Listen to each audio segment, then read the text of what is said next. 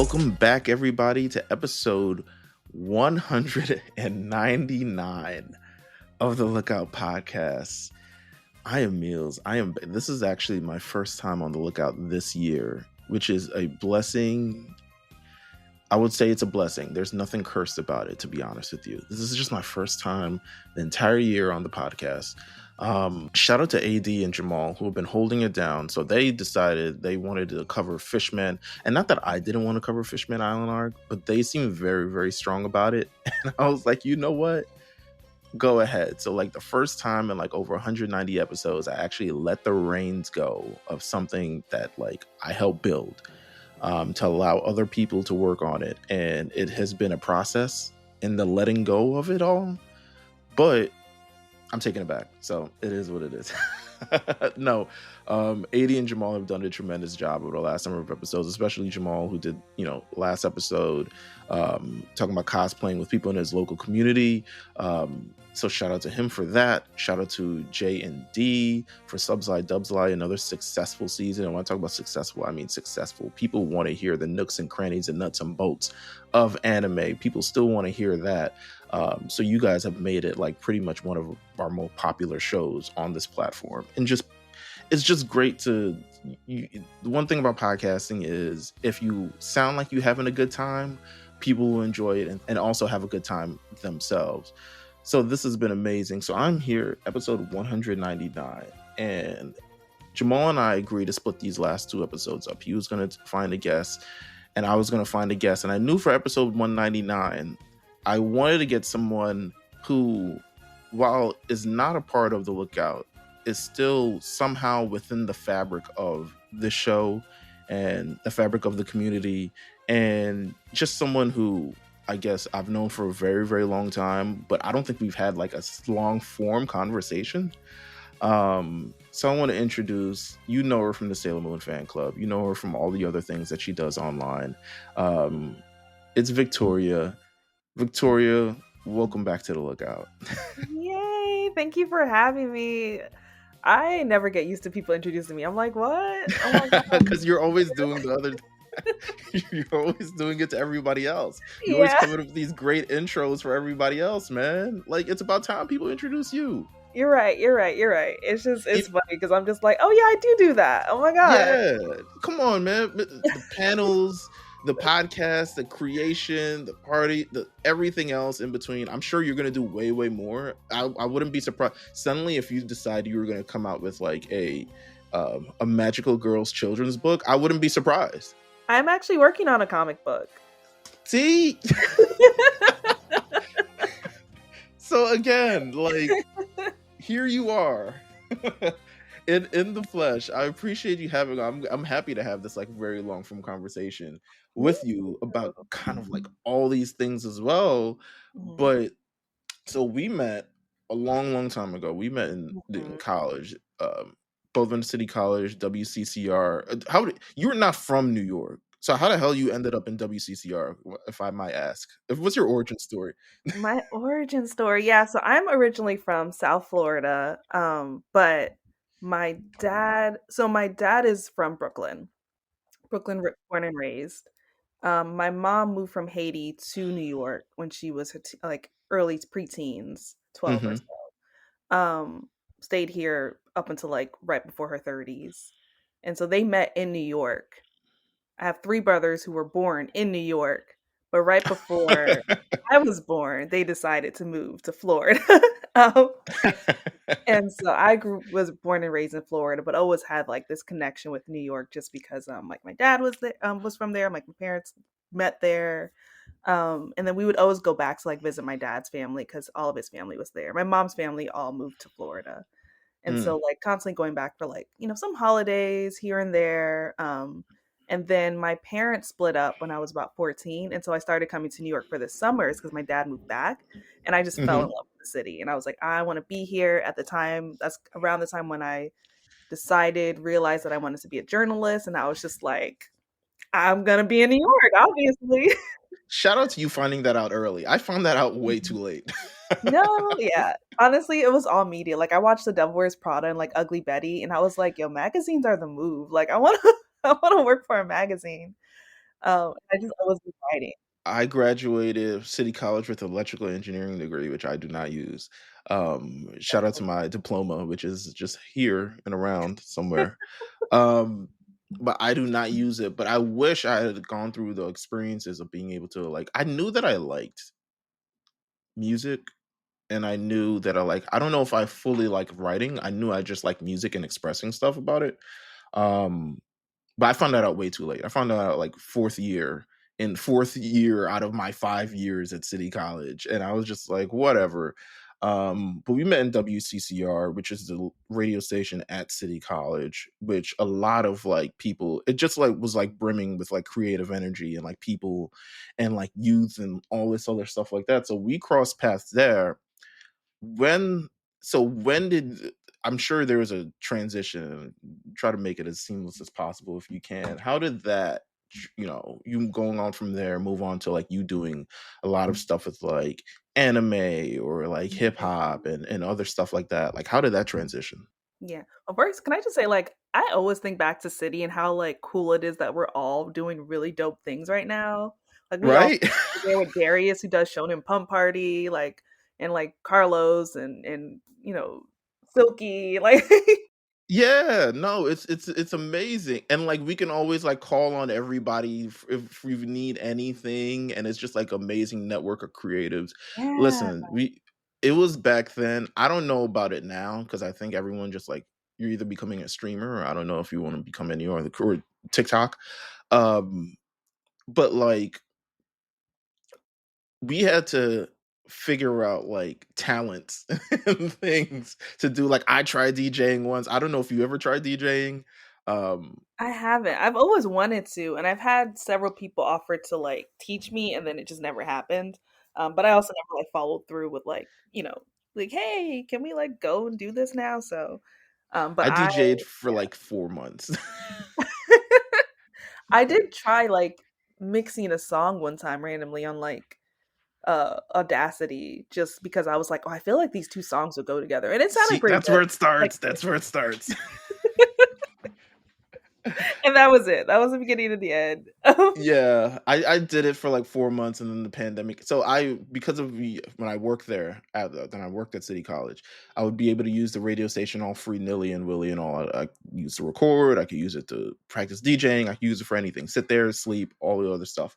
Um, but then the pandemic hit, and then I was no longer able to use all these free things, and I did not want to buy any Serato. I did not want to buy a mixer. I didn't want to buy any of that stuff. So I was like, all right, I guess my DJing career is over. Shout out to the pandemic that kind of ruined that. But yeah, where does it end up?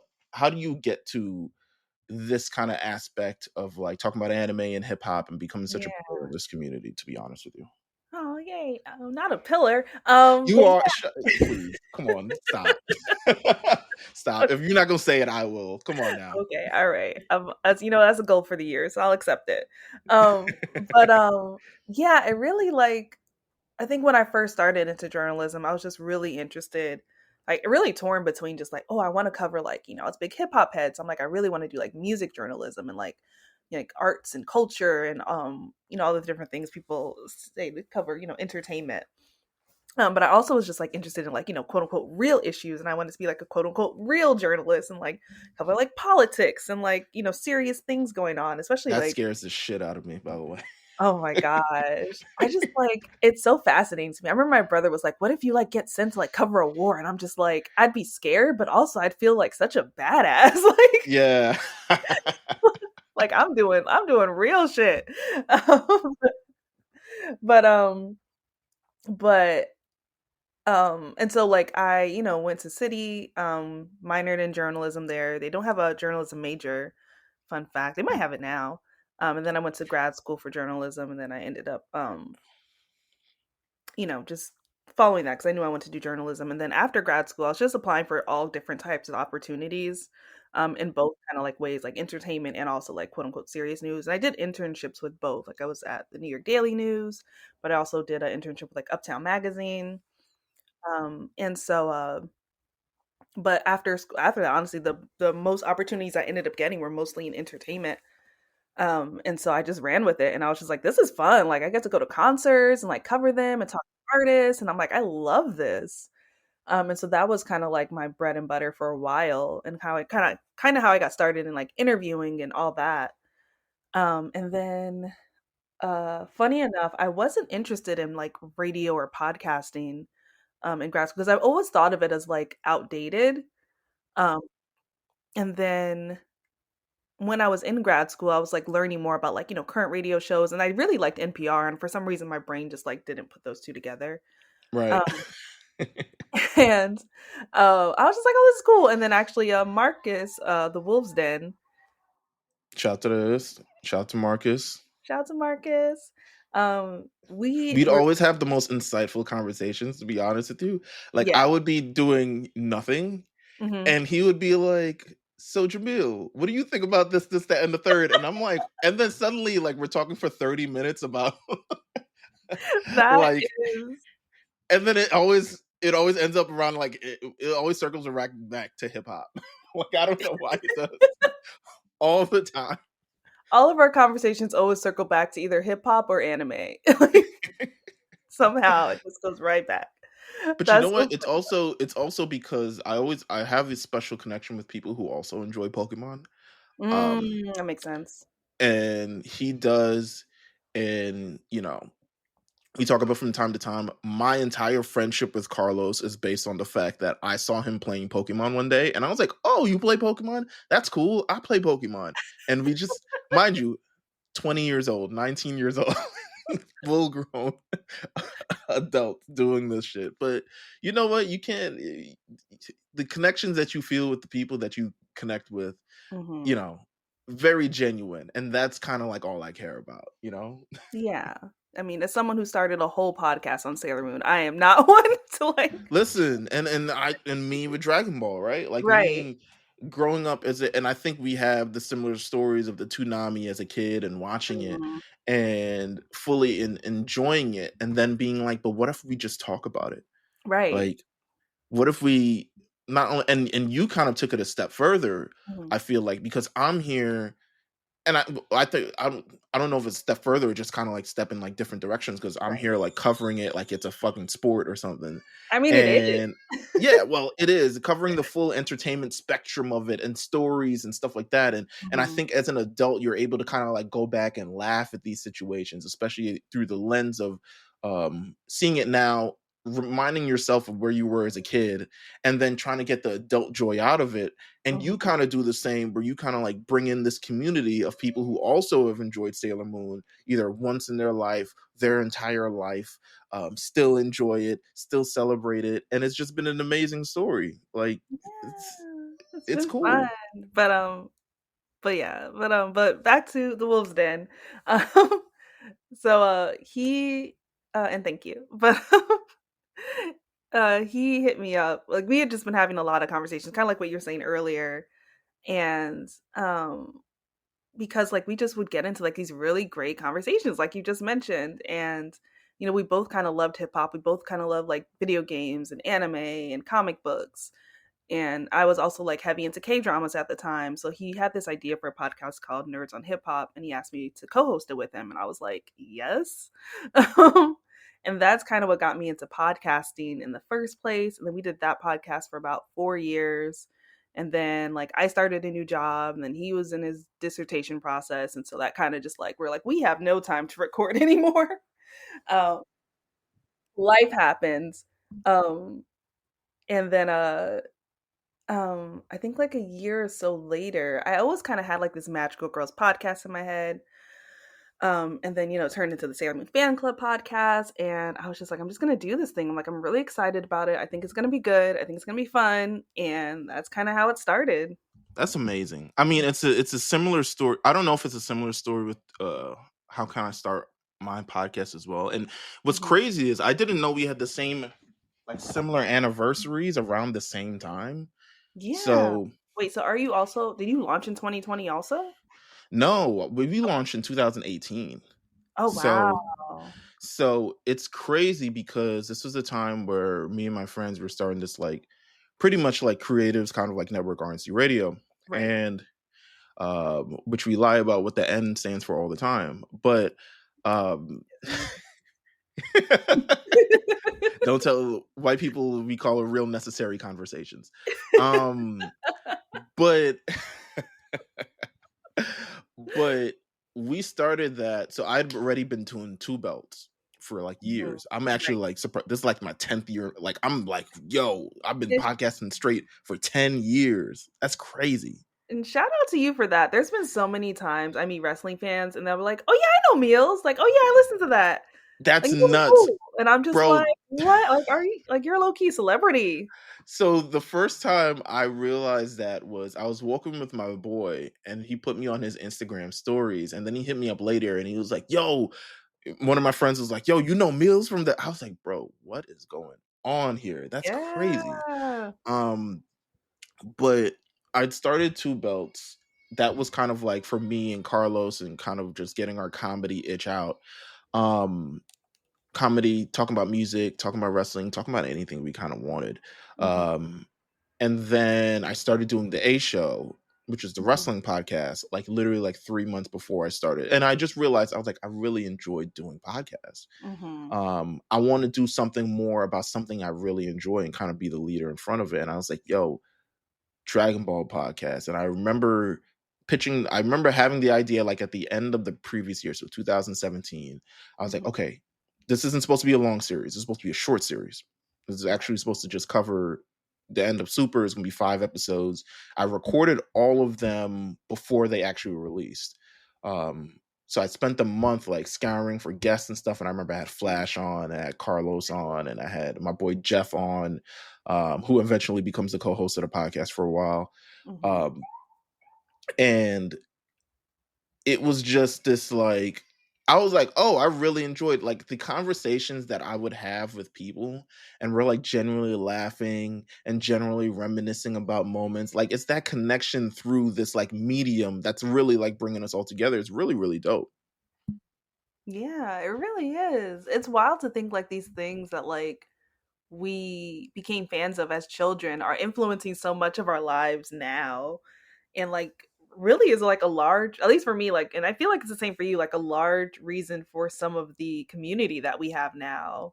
Where like, you became friends with Carlos through Pokemon and like, doing everything with Dragon Ball and like me with Sailor Moon and I mean, that also just like Dragon Ball and Sailor Moon led me to anime in general. And so I Pretty think much, yeah. there's like friends I have just who are just like anime fans just because like we all started there. Absolutely. And it's just I don't it's just been, especially last number of years and looking back at the anniversary of it and looking kind of see how you grew, like you took such a dope approach with it, and to like build this community and Mhm. explore, and you're like tapping into everyone's like inner fandom, which Mhm. is dope. I think it's somehow people become the most vulnerable with those kind of things. Yeah, Like definitely. they're willing to share more. Like the first time you had, oh my god, when you had Fifi Dobson on it, I was like, yo, she got Fifi Dobson. Where'd you find her? Hold up, wait a minute. And then she had a I new got single going out. I violent. was like, let me turn that up. Hold up, Fifi Dobson. Like because we remember as kids, you're like, she's a black girl who was on MTV doing Mhm. rock, and you've incorporated so much. I mean, you Don Richard, Mhm. Sweetie, Sasha Banks, Mercedes Monet now, like so much other things. And then like it's because of that. And you've been just so helpful. And I say you're interweb in the seams of this podcast because you've been so helpful with all the knowledge and the opportunities that you've like been able to like bestow or like share with me of like how you do things. Like we booked our first like major guest, which would end up being I think Zeno Robinson, Oh through yeah. like tips that you gave. Like you were like, okay, I was like, share the email with me of Mhm. what you say to these people when you reach out to these people, because I'd never done it. Like I'm used to like when I'm writing for publications and stuff, like they do all that shit for me. So it's like Oh. I've never done that. And then also for the A show, it was like who we know. Like everyone was who we know. It would be like DMs exchange and stuff, but I'd never gone to actual management and been like, we would like to formally request the presence of one Zeno Robinson on the Lookout podcast, and Right. here is what we have done, and here is how many episodes that we have done, Yeah, and this yeah. is why we would want them, and stuff like that. Um, That's so but you wild. kind of Go ahead. Sorry. no, I was gonna say you taught me that you gave me the blueprint, you gave me the Mhm. keys, you kind of understand that, and I'm forever grateful for that because it's literally the way I teach people now, and it's still something that I Oh, use. oh man, it's gonna make me cry. But yeah, yeah, I'm like always just happy to help. It's funny too, because for me, like I always take that kind of stuff for granted because I basically was like, I don't want to say thrown in the trenches, but Hmm.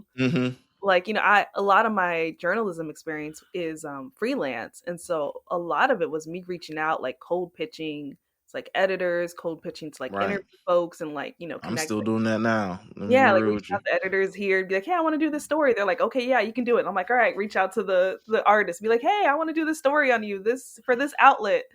Um, and so I was just like always used to doing that, but this Hmm. podcast was the first time I was doing it without like an outlet behind me. So that was kind of Right. scary, just because like it's easy to reach out to be like, "Oh yeah, like." Double XL, I'm Yeah, like yeah, double yeah. interview. They're like, oh yeah, I want Here's to interview double XL. I'm like, yeah, here's my editor CC'd on it and stuff like that, so right. you know that I'm not like fooling around. Yeah. Um, but I've got so many. I mean, there's been so many opportunities I've reached out to people and they just have not. It's just like a wall. Yeah, Like, I mean, that happens still too. I mean, is either there way. still? Do you still have like a white whale guess, like someone that you want, you've tried, still hasn't happened yet, but you're Mhm. not really fully given up yet? Maybe you've like half. Maybe you like I'll go back to it later at a later date or something. I'm always open to circle back with people. I think some are Naomi Osaka. I think I reached Hmm. out. I don't remember if I heard back or not. Um, because her and her sister have a manga together. Obviously, she's a huge Sailor Moon fan. Right. So like that would be really cool. Who else? There's somebody else. There's a lot of wrestlers I've been wanting on, but that's been tough. And WWE is a tough. If it's WWE, it's a yeah. tough. If it's a tough nut to crack. Like you, when you got us our first through the kind of Sasha Banks thing, Mhm. you kind of like lend us our like here's the contact, Yeah. and it was a really great contact. And then Mhm. like 6 months later, she gets canned. Left. Yeah, so it's been tough ever since. As someone Mhm. who still does the wrestling podcast, I still kind of like have to push through it. Mhm. Um, Recently, now more so than ever, I'll say this, it's been definitely easier just honestly going through Netflix. Um, Mm, if you know anyone at that's Netflix, fair. I would suggest do that. Okay, all right. Wait, So because does sorry. I Raw don't know much Raw about is on wrestling. Netflix. No, so Oh, Raw is WWE's on on Netflix. Netflix. Yeah, yeah, yeah. So Got Raw's it. on Netflix now. They're on Netflix pretty much overseas. So Netflix is like the big new head honcho with all these things WWE now. Right. So realistically, like I reach out to WWE, I may not hear back. I reach out to Netflix, I might hear back, and they might try to see if they could get something going, and also builds a relationship with Netflix because Netflix is also, I mean, they're jumping into the anime space as well. I mean, who Mhm. isn't at this point? I reached out to them when the One Piece stuff was coming out because I think I forget her name. I think it's Emily. She plays Nami. She's a Sailor Moon fan, and then the showrunner is a Sailor Moon fan. So I was like, hey, but completely forgot the writer strike was going on. They're like, they're not available right now. I was like, oh right, they're not available right now. I was like, I'm gonna But that's circle someone back who with this we're gonna later. circle. That's someone who we're gonna circle back with. Yeah, You season know, two's coming, so I'm like, I'm ready. listen, and it's been awesome to like the sense of gratification. You have no idea, like the when we first got our first, and this isn't lookout related, but Mhm. I mean, with most interviews, even with the lookout is in general. But when I got that first like major WWE interview and we did that, like What's I the myth? was, yes, it was the Miz, Yeah. and I was out running, and Mhm. I had to stop completely and sit on a bench, and I was just ecstatic because it's like as an independent entity, media Mhm. entity, it's Yeah. very, very hard. Yeah. Like this isn't easy at all. And so I always admire you because I'm like, look at how like you got episodes in the can, you got guests on deck, you got all, and this can't be easy at all. At Um, all. Scheduling time around other people's time. That's maybe even the most thing part as well. It's not even your time. Like Right. it would be best if it was your time. It would be convenient if it was like, no, I only record on, Thursdays at 4:30 and da Oh da my da. So if you can make it, you can make it. But I'm sure there's people who are just like, nope, can only do this. Are you free at this time in the morning, in the afternoon, in the night, God. whatever? And you're able to accommodate them and have built this just like great, you know, just bevy of guests and stuff like that. Like, is the podcast, are you still doing it? Is this more of like, when I get a great guest, I will Mhm. obviously turn on the mic? Where we kind of stand with the Sailor Moon fan club podcast right now? Yeah, I've definitely slowed down because, as you mentioned, it's a lot. And I Yeah. also like people think I do this full time, and I'm like, nope, I have a whole 9 to 5. Like, I have a whole job. And then I started doing events, and I was just like, this is a lot. Yeah. And so now it's kind of like, okay, like if I come across someone, I'm like, oh, this person will be cool to talk to. I'll reach out. I think I've been trying to like keep like a monthly cadence, but like even that's been a little bit tough. Yeah. 'Cause I think like I was doing weekly episodes for a long time, and I A was happy. long time. Yeah, like a good, I think 2 years, like up until the 100th episode. And I think Yeah. once I reached 100, I was like, "Whew, all right, maybe I could just." I've proven it. Yeah, I'm like, all right, because I'm like, I think in the last 2 years I've had uh 12 episodes. Yeah. But it's Um, still dope. Like, yeah. and you do, when I say like pillar in the community, you do so many other amazing things. Mhm. Parties, hosting panels. Just a couple of weeks, you hosted the panel with Janelle Monae to announce that Yeah, her comic book was coming out. that was really, really cool. Tell me about that experience. Like, tell me about, like, when you get the call to do this, Hmm. and I'm assuming you're a Janelle Monae fan. I am. So when Absolutely. you get the call to do this, Yeah. first of all, is it a call from someone who knows your work? Yeah. So Wonderland Books editor Kyle, he reached out actually like months ago and was like, "Hey, we might do this at BlurCon. Would you be down to moderate if we did?" And I was just like, "Yeah, I'll be down." But at this time, it was just gonna be Chad and Chuck, who are the writer and artist of the comic. Mhm. Um, and so I was just like, "Yeah, like let me know." Yeah. Um, and then, but I was kind of like, "All right, if it happens, cool. It'd be cool. Whatever. I'll come to BlurCon." I was like, "This would be fun."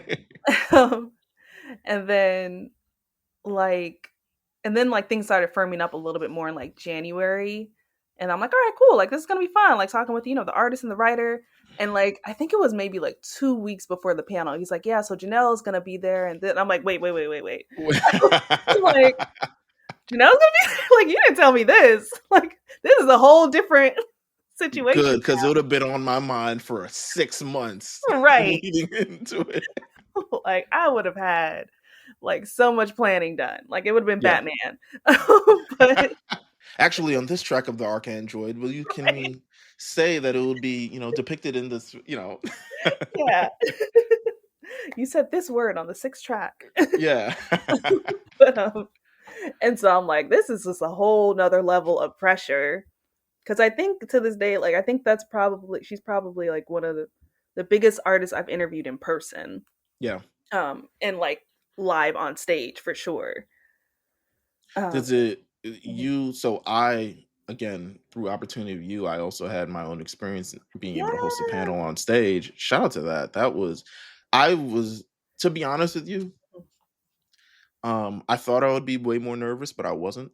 That's And I might blame like 10 years of podcasting for it. yeah, Uh it helps. because I totally blacked out everyone else who was sitting in the room except for the person next to me.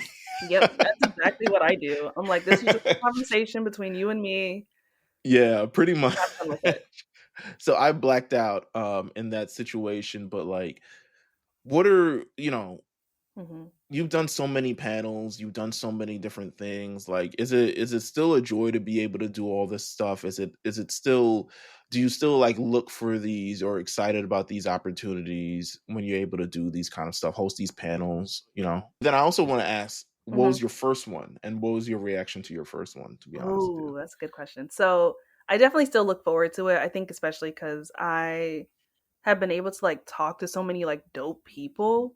And Yeah. like especially now, like there's people like I'm speaking to that I've been fans of. Like I got to do the Boy Meets World panel 2 years ago, which was Oh my like God. mind blowing. Like I'm Come like, on you don't now. understand. Like that show is like in my top 5 of all time with like Sailor Moon. Like I love Right. it. Right. Um and then, got to do the X-Men animated series panel like right before X-Men 97 came out. So like speaking to like those voice actors that like I grew up on, and I'm just like, this is so fun. And I also just love like the panels like I do. Like I've done like the Black Trailblazers in the anime industry a couple of times.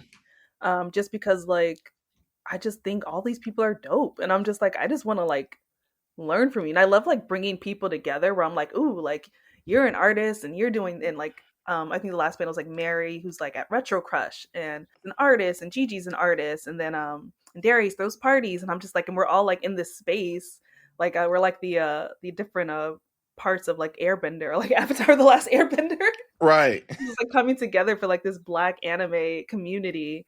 And so I like to show people like one, this is happening, and two, like what happens when you put these people in a room together and like we get to have a conversation about like what we're doing.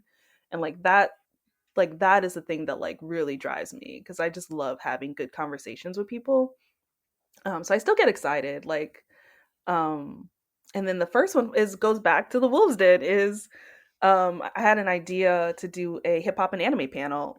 And Mm-hmm. so at the first Anime NYC, I think when they announced it in 2017, I was like, they were Ooh. like open for panel applications. I was like, let's do it. And I just like submitted the application that day. And I was like, bridging anime and hip hop. I was like, real simple, easy. And I didn't realize it. Like, I think at the time people were like, oh my God, this is so good, blah, blah, blah, blah. Like, I didn't think about this before. And I was just like, really? Like, this feels so like, Are you always scared of if people will show up? yes. Because all right, because that 100%. was my fear as well. I was like, all right, well, no, I was like, y'all put a lot of chairs in here. You know what I'm saying? Right? I was like, y'all put Y'all a lot of chairs. sure? I don't know what y'all thought this was. I don't know what I think it is. It's fully an anime convention. Right. Yeah, no, you shouldn't have been worried because you were with Steve Bloom, but yeah, I'm always worried. I'm just like, what if nobody shows up? Like they put us in Hmm. the big room. Like, what are we doing? The big Um, room is a bit. but Listen, the big room though. Like, have you done the Anime NYC, the big auditorium? yeah, I did the Haikyuu panel last year, Oh and yes. that was yeah. I was just like, whoa, this is a lot to try and block out right now. Yeah. Yeah. But with the panel we did for Nerds on Hip Hop, bridging anime and hip hop, literally at capacity room, like maybe like 300 people. People were like standing on the sides, like it was wild. Um, like it blew my mind, and I think Hmm. that's what gave me like the panel bug, because I was just once I'm like, if I try something once and I'm successful at it, I'm like, oh, Oh I want to yeah. do this again. If I try and I'm not successful at it, I'm like, maybe let's put that in the back. And so Absolutely. I mean, that I need to have a bad experience to be like, nah, or right, it's just like, it just takes it, one. Like, if, yeah, like, yeah, yeah. 10 people said no to the podcast, like, in a row, I'd probably been like, "Alright, let's do something else." Like, that's all it takes for me to just, like, give up. I'm like, No, that's a "Clearly this fact. isn't working."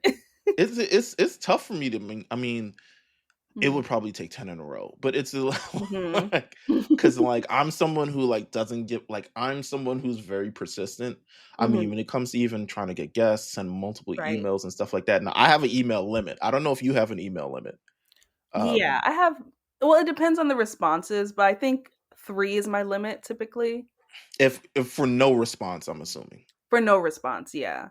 Right, right. 3 is like, all right, okay, Yeah, if whatever. I get a All right. response that's like, "Yeah, but not right now," I'll circle back maybe Yeah, in a yeah, yeah. few months, and then maybe try one more email after that. If they just say no, um, I'm I'll cool with probably that. like wait like a year or two and then circle back again Look at you. Come on now. It's like and be like, let "Hey." me schedule this email for the future. Um you go remember me. Like That's my so fucking good fire. spreadsheet.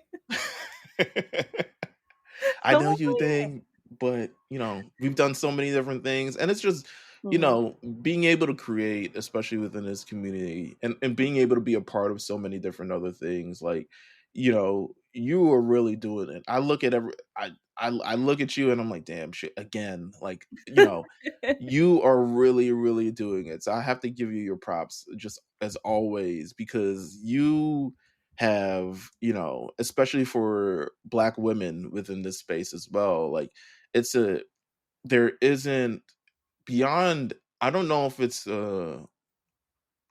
I don't know if I'm correct in saying this, so you can correct me. Mhm. I think even for Black women in cosplay, it's kind of still a minority, but just a Black woman within the anime space having a voice, super professional. There's very few and far between, and especially those that are working like behind the scenes on a lot of stuff. And there are women who um, have a major passion for these things that may not know how to get into it, or it may not be as feasible for them. I think what you do is, and I'm looking at this, so I look at this from the outside, so you can assume everybody else also looks at this from the outside. Mhm. I see you as a face who makes these things happen and makes people be like, yo, like, you can do this. Like, you can, like, when I did the Crunchyroll article, so I hit you and Jackie for immediately. I was like, when I hit the editor Brianna, shout out to Brianna, Oh yeah, Brianna. she was like, she gave me the list and you were already on it. I was like, I don't even need the, I know the contact. Um Nice. but you're always Oh. on these, yeah, like, Mhm. people remember you, and people understand your professionalism, and the work that you do, and the interviews that you do, and the 10,000 hours. You talk about the 10,000 hours, like, you have it and then some. And I know from doing the work as well, consistently as well, like, how Mhm. much that actually is. It's amazing. Like, so shout out to you, man. Shout out to you. Thank you. Oh man, I think you're right though. I mean, I have to share. Like, I think one of the biggest things that was shocking to me was when I launched the podcast. I was looking at other, Sailor Moon podcasts, just because you're trying to like figure out, like, all right, what have people done? Like, what have people not Let me done? see what name they take, so I know if I need to Not pick to do another that. name. Yeah. um, and I was just like, hold up. I'm like, is there no other Black Sailor Moon podcast? I'm like, that's wild to me. Yeah. And Yeah. there's a new one now. I think I'm forgetting what it's called. I think it's Mooncast. Mhm. But I was just like, what? Like, there's no way. And so I'm happy to like be able to in any way just kind of like be a face or just be like, hey, I'm doing it. You can do Absolutely. it too. If I can do it, you can definitely do it. Um, Absolutely. I but always think of that as well. I was like, if I did it, you got it. Trust me. mhm. Listen, yeah, I I'll just be figuring it out as I go. That's how I learned how to drive. I was like, if that motherfucker can drive on these streets, I can That's do a this. good way to approach it because I still need to get my license. I have a permit. I've taken driving lessons, but I'm still intimidated. But you're right. There are a lot of bad drivers on the road, and Come it's on. like, all right, We know people who should not be driving. true, That you should very not, true. and you're like, I trust myself. I got my driver's license in 2012 for Hmm. a job. I was trying to work at Con Edison. You could see I was Mm. still trying to finesse this electrical engineering I was thing. about to say using that degree. I see I you. was trying. I quit in 5 weeks. But it wasn't for me. That's So I ended up getting my license, and I just have it. Like, I just renewed it like 2 weeks ago. Mind you, TMV process for renewing your license is so much faster than it used to be. oh Um, good. it is so much faster. I recommend sign up for the bullshit they got online. They're gonna ask you for all your identification and all your Hmm. names, picture, all this other shit like that. Sign up online, make the appointment. I was in and out of there to renew my license in like 40 minutes. It took me, by the time I got to the actual why are we talking about this on this? But okay. But by the time I got to the actual booth, I'm taking notes. Hmm. yeah, I got to the booth. They were like, "Oh, okay." They took down a couple of information. I already had it written down and stuff like that because I'd filled out this form. They were like, "All right, go take your picture and then come back." I literally went to take my picture in 3 minutes. I walked back and they're like, "All right, I printed out the slip." I was out of Oh there. my gosh, 40 minutes. First that's time I was in the amazing. DMV, it was all day. Yeah, it is always a whole day affair. This Yeah, relates like, I back gotta show up to at high 6 school etiquette. AM. I'm in the line with mad other Caribbean people who don't wanna be there Mhm. or who's had their license Food. suspended. All the you're not had the right information, Oh, like, Lord. Yeah. it's all Like, the I other brought you stuff, so everything. pretty much, pretty much. Yeah. So, I recommend that, but, listen, what do you got planned for the future? What are we doing? Are we still we're still seeking out guests for the podcast? Are we still Yeah. doing that? Okay. Still We're seeking out still guest podcast. Oh, go ahead. are we still doing panels in the future? Or would like love to continue to do panels in the future? Would love to continue to do panels. Right now, I'm in a space where I'm like, if someone invites me to come out, I'm gonna do it, but I'm not actively trying to like put on panels as much anymore, just because I'm trying. One of my goals for the year is to like Hmm. prioritize and scale back and not burn out as much, at least. And so I'm like, you know what, like let me pick like three things that I really want to focus on this year, which is like the events. I told you I'm working on a comic book. Um, and I guess the podcast is like a third for the most part. And I'm like, that's it. And I'm like, if someone invites me to do something and I'm like, it's really cool, like I'm not one to turn down an opportunity because I'm just like, I still, want to experience fun things in life. Absolutely. Like I keep think especially doing it in moderation. Now, one thing I think, if I had to recommend something for you, because I think Mhm. you're a force in Ooh. itself, um, there have been so I started out doing This Goes in my music blog. Yes, that's honestly like what I remember you so much for in City. And that's so funny to me that you were like, you didn't really even start doing it till like your fourth year.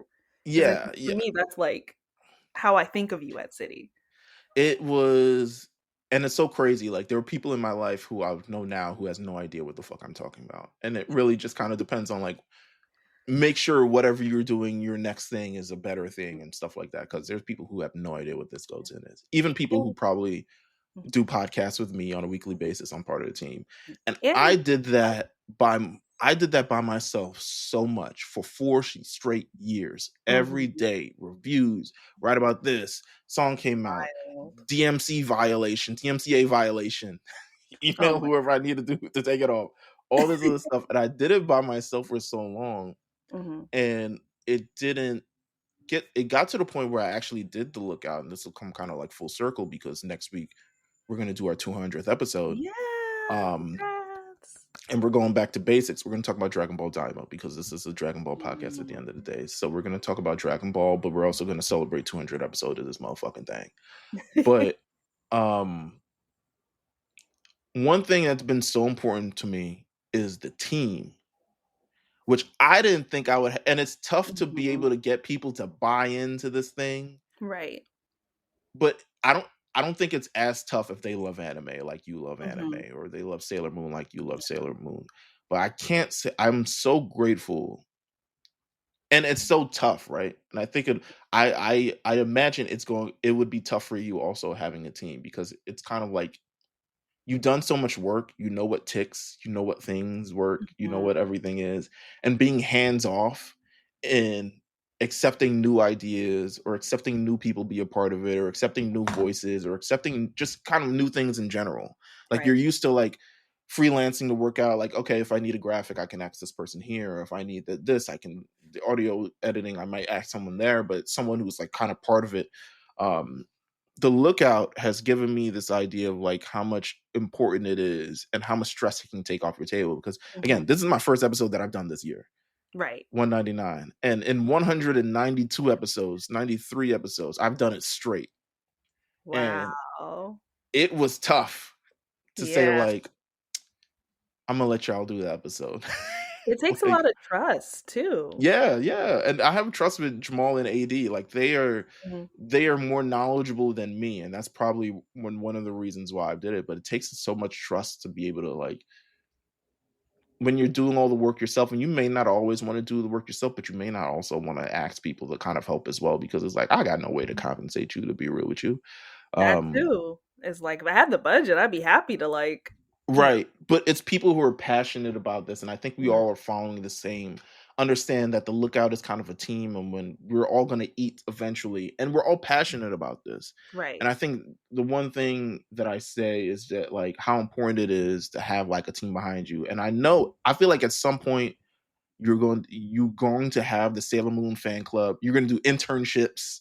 You're going to do all these other things like that. So I feel like you need to start building the empire, the Sailor Moon fan club empire. You know what I'm saying?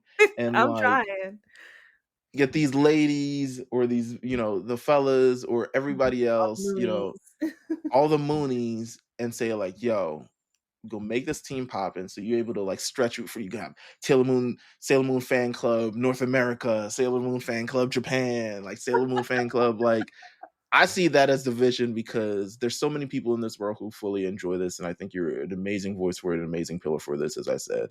And I think you're what the anime community needs a little bit more.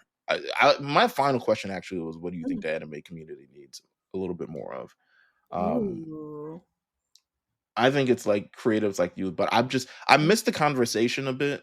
Um, That's what I was gonna say. I feel like we get it stuck into like the same conversations. Well, not we, because I don't. But yeah, it's like subs I don't versus debate that subs. shit. Like we've been talking about this for like probably like 20, 30, 40 years. Like, can we Yeah, just you let know it what I'm go? saying? Like having the Mhm. same conversations over and over. It's like, but Mhm. that comes with like different voices and different perspectives. Right.